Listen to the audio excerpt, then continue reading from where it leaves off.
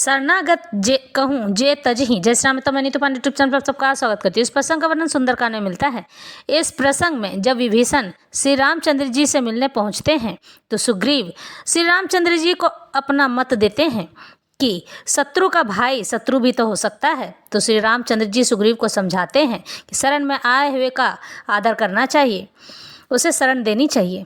शरणागत कहूँ जे तजहि निज अनहित अनुमानी, जे नर पवर पापमय तिन्हि बिलोकत हानि। कोटि विप्र बर लागहि जाहु, आय शरण तजहु नहीं ताहु। सन्मुख होय जीव मोहि जबहि, जन्म कोटि अगनासहि तबहि। पापवंत कर सहज सुभाउ, भजन मोर तेहि भाव न काऊ। जो पै दुष्ट हृदय सोई होई, मोरे सन्मुख आव कि सोई। निर्मल मंजन सो मोहि पावा, मोहि कपट छल छिद्र न भावा। भेद लेन पठवा दस सीसा, तबो न कछु भय हानि कपीसा। जगमहु सखा निशाचर जेते, लक्ष्मणु हनई निमिष मुहु तेते। जो सभीत आवा सरनाई, रखेऊ ताहि प्राण की नाई।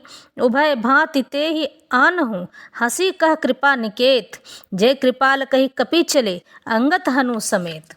सादर ते ही आगे करी बानर चले, जहाँ रघुपति करुणा कर। दुरहित देखे दो भ्राता, नयनानंद नादान के दाता। ईश्वर प्रभु के वचन सुनकर हनुमान जी खुश हुए और मन ही मन कहने लगे कि भगवान कैसे शरणागत वत्सल शरण में आए हुए पिता की भांति प्रेम करने वाले हैं। श्री रामचंद्र जी फिर बोले, जो मनुष्य अपने अहित का अनुमान करके शरण में आए हुए का त्याग कर देते हैं, वे पामर यानी शूद्र हैं, पापमय हैं, उन्हें देखने में भी हानि है, पाप लगता है। जिसे करोड़ों ब्राह्मणों की हत्या लगी हो, शरण में आने पर मैं उसे भी नहीं त्यागता हूँ। जीव ज्यों ही मेरे सम्मुख होता है, त्यों ही उसके करोड़ों जन्मों के पाप नष्ट हो जाते हैं। पापी का यह सहज स्वभाव होता है कि मेरा भजन उसे कभी नहीं सुहाता है। यदि वह रावण का भाई निश्चय ही दुष्ट हृदय का हो, तो भी वह मेरे सम्मुख आ सकता था। जो मनुष्य निर्मल मन का होता है वही मुझे पाता है। मुझे कपट और छल छिद्र नहीं छुआते हैं। मुझे रावण ने भेद लेने को भेजा है। यदि उसे रावण ने भेद लेने को भेजा है, तब भी हे सुग्रीव, अपने को कुछ भी भय या हानि नहीं है, क्योंकि हे सखे, जगत में जितने भी राक्षस हैं, लक्ष्मण क्षण भर में उन सबको मार सकते हैं। और यदि वह भयभीत होकर मेरे शरण आया है, तो मैं उसे प्राणों की तरह रखूंगा। ताकि कृपा के धाम श्री राम ने हंसकर कहा, दोनों ही स्थितियों में उसे ले आओ।